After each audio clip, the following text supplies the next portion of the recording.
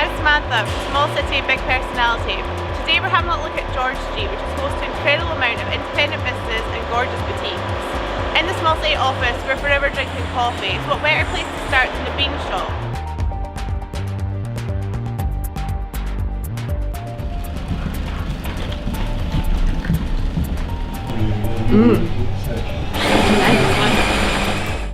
So I think in the small city office we're probably one of the biggest customers of the bean shop coffee. We're definitely buy it by the sackful, and I know we love it in the office. So just if you could tell us a little bit about when the bean shop started, when you came to Perth. Well, we started in 2003. We've been looking for somewhere to set up a coffee roastery because we just felt like it was something that we wanted to offer really nice coffee at a decent price for everybody. And we didn't want it to be elitist or anything, we just wanted to offer really nice coffee. We wanted to roast it ourselves, so we roast it in our basement. We've got a 5 kilo ProBat roaster here, and then since we've opened it's expanded, so we've got another unit at the harbour where we've got another couple of roasters. So we do the small batches here and the big batches at the unit. We have a huge range of coffees which we get from all over the world, and some we have a direct relationship with the farm so that we know that every year we will get coffee from that particular place and the grower knows that they will have an outlet for their coffee beans. So that's a relationship that we're trying to build up so that more of our coffees are like that. There's lots of different ways you can buy coffee from us. So we've got obviously coming into the shop, which is the easiest way if you're local, but we sell online. We've got a website called beanshop.com.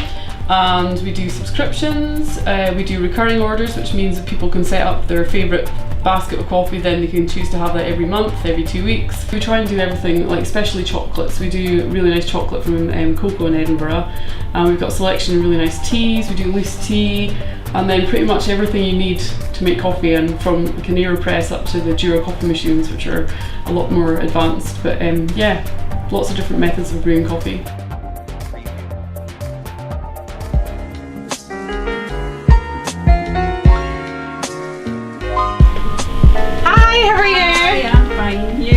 Good, I love this shop. Good. I love Revival. I love how it's a mix of vintage and everything that you have in. That's the best way. So can you tell me a little bit about Revival and when you started and opened here? I opened it because I thought there was a gap in the market for something a bit different. Everybody likes designer labels, not everybody can afford them. And I sell on your behalf, so if you have something that you've bought, be it designer or high-end, high street, I can sell it for you if you've never worn it. So how do you find your stock then? Do people come to you? They come to me, or I go looking. I do a little bit of vintage as well, because vintage comes back into fashion. You just have to go into shops and you see something that you recognise from the 70s. Maybe, depends what age you are. So, and sometimes you come with a story, which is even better. Yeah, definitely. One of the first dresses I had in when I opened had been worn to the funeral of John F. Kennedy. Oh my and just goodness. to get that sort of story behind things are fantastic. You get some of the gloves, the real vintage gloves. They must have had tiny hands back there, because they had fingers like pencils. They were so small. But just some beautiful, beautiful items. Little pin box, little vintage pin box. Little cigar cutter. That's amazing. So yeah. So it's a real eclectic mix of things that you can get. Totally. Most people call it an Aladdin's cave. They come in, go round and then go round again in case they've missed something. And just across the road from Revival we have Bead Crazy, an amazing bead and jewellery shop which I can't wait to get into.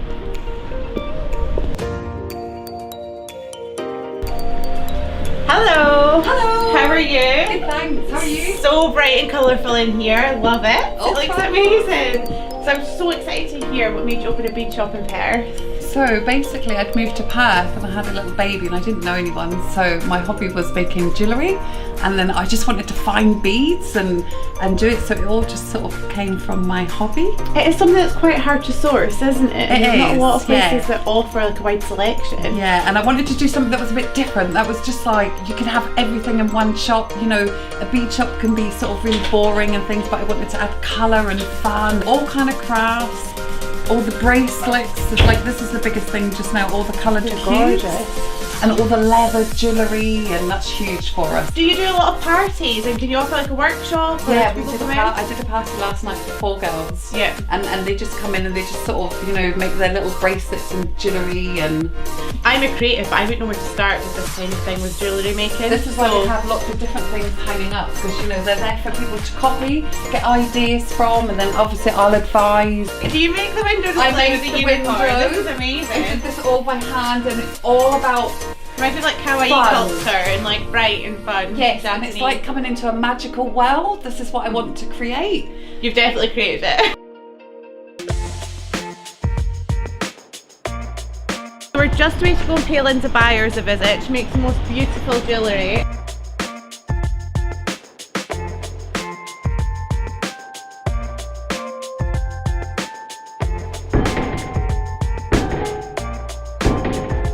So if I was wanting something bespoke, what would happen with the consultation? So then we just have a chat, and that gives me a good sort of idea about your style, what kind of things you like, and then quite a lot of the time people have like maybe a wee theme you want incorporated.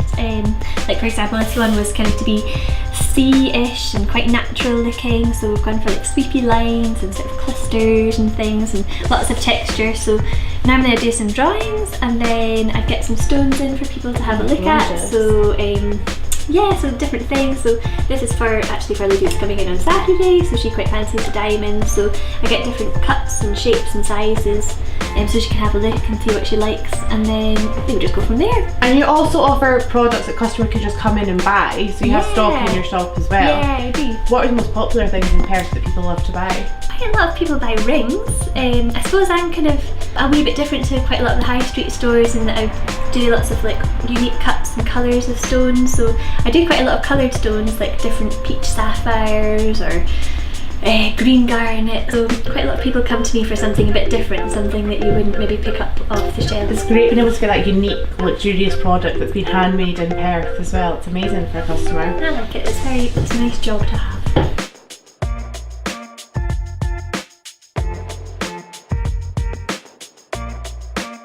So I love Provender Brown. It's my favourite place on my lunch break to pop in for a delicious sandwich and browse all the tasty treats. Thanks, I'd love to hear how it all started for you.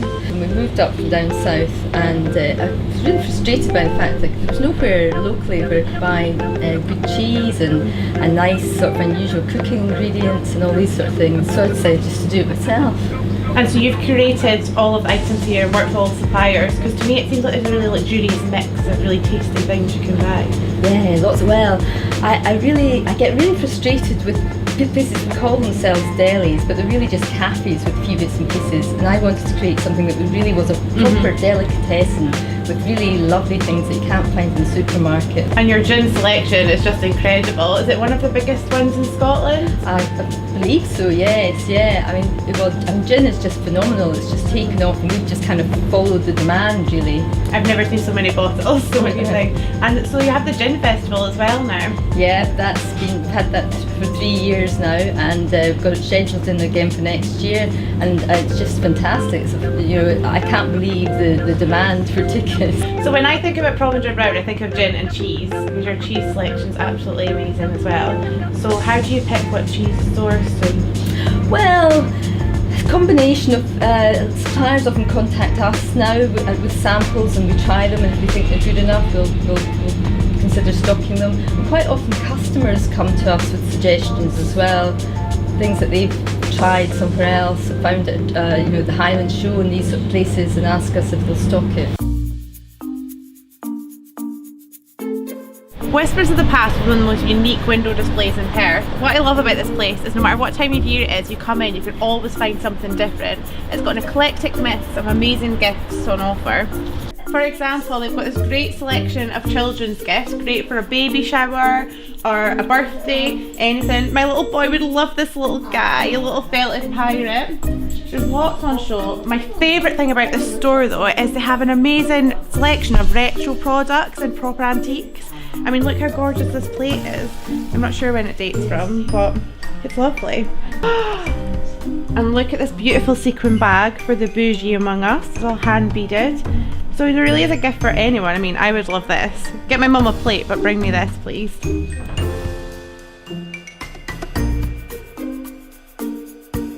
Just opposite George Street we have Beauvais, a hidden gem full of contemporary craft and design from independent designers and makers.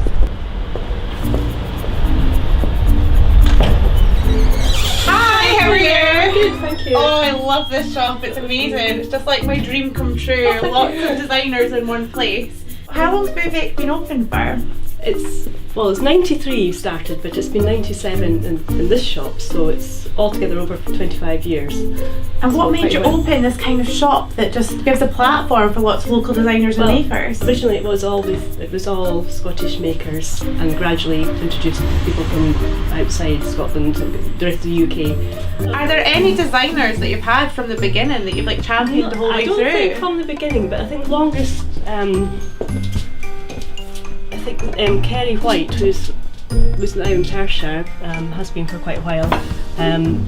Been a long time. So she's probably the one that I've been working with the most, the longest. Okay. Have you got any other Perthshire designers that you're stocking? This year's one makes good. What makes you like want to stock someone and want to have them in? Is there something that you look for?